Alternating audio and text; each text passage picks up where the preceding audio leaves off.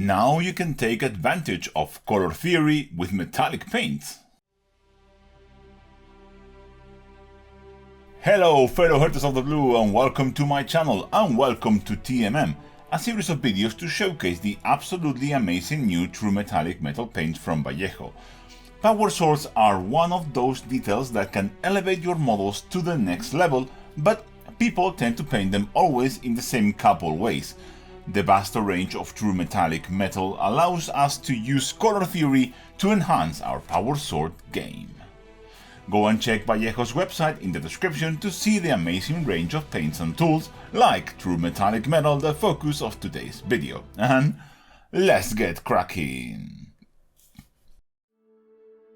As you can see, we are starting from a base coat of Hydra Turquoise, and this is just one layer over black primer, and you can see how good coverage it has. Of course, if we do two, it would be absolutely perfect, but we don't need to. We're going to do so much work over this that doing another layer just makes no sense. I'm going to start, first of all, sketching all of my shadows using ultramarine blue. I'm using ultramarine blue here for my shadows because it has a purple hue, and all of my highlights will have a yellow tint to them. And by using a purple shadow and a yellow highlight, we are introducing contrast based on color and also on temperature. So we are adding even more contrast, and I can apply this and feather it out a little bit. I will be blending this later, but for the time being, if I can get away with a little bit of a cheeky blend here, well, that's better for us. Speaking of blending, I can just mix 1 part Hydra Turquoise base and 1 part ultramarine blue base and just apply it in the transition points between the two colors. To finish off the blending work, I can just go back to the Hydra Turquoise base and apply this a little bit thin down, sort of this consistency, not a glaze really, just so it's a little bit more transparent, and I can apply this over the transition points just a little bit further closer to the pure Hydra Turquoise. We can go back again with the same thin paint but using ultramarine blue base then to further clean up all of the transition areas. Just like that, and you can see that we have an already quite cool looking sword. With our main transitions done on the base coat and the shadows, we can now work to increase that shadows by using a mix of ultramarine blue shade and celestial violet shade. Again, this is about 1:1, and I mix that with equal parts express medium. So if you want exact ratios, it would be 1 part celestial violet, 1 part ultramarine blue, both shade version, and 2 parts express medium. I use the express medium first of all to thin it down, but also to make it more matte, because I like my shadows to be matter. And we can apply this mix and feather it out. And we can build this up in layers. The more layers you do, the darker the final result will be in the shadows, and how much you want to do is, well, it's up to you really. I think I'm going to do about 3 passes with this, just to make sure I have a deep, nice, rich shadow.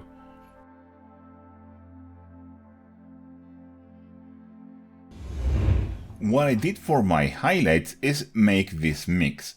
This yellowy, very light mix is a mix of 1 drop of radiant yellow light and about 4 drops of sterling silver light to make it a very much close to ice yellow, which is, as you know, a very common universal highlight. And what I did then is mix this highlight into Hydra Turquoise light in 2 different stages, just to shift it towards that nice yellow tone. And what I will do is starting with the first of those mixes, the closest to Hydra Turquoise light, I'm going to start applying my highlight. If you prefer to work smoother, we can just thin it down into a sort of a glaze, heavy glaze consistency. Just apply this as a traditional heavy glaze. This will take several passes, but it's better to work thin than to work thick. One of the advantages of the true metallic metal range is that you can treat them just as normal paints. And you can see how much contrast we are getting and how good that blade looks. Also how rich it is in tones. We have that teal, that purple blue, that deeper purple in the shadows, like really dark violet into the shadows, and that slightly yellow tone on the highlights is pretty cool. On top of that, with that same highlight color, we're going to do our edge highlight. I'm just going to use the side of my brush on the edges of the sword, and if you are good with edge highlighting with the side of the brush, you can even do it in the center ridge, but it's quite tricky, and for me the best way is just to wing it and just do it.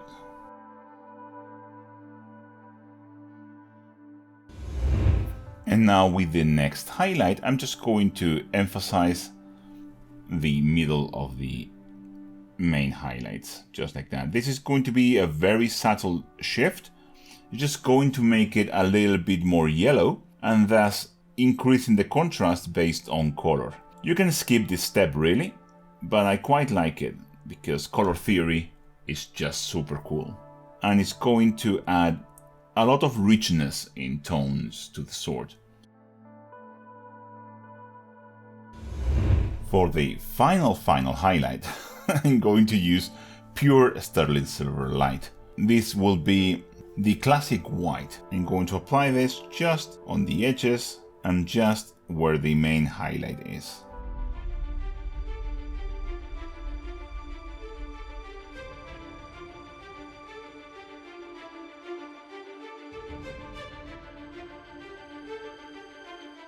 I think this looks super cool, and I hope I enlightened you and helped you understand how color theory can work for you and how can you apply it even to metallic paints.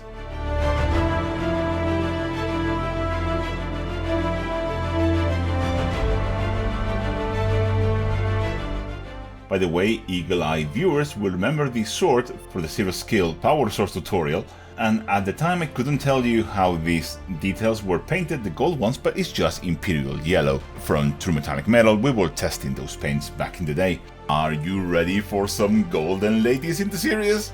They are coming very soon. If you want to support me, you can check my Patreon where I offer in-depth uncut tutorials and private classes. Help me and join the list of the coolest persons in the world that you can see on screen right now. I will catch you in the next one. Bye!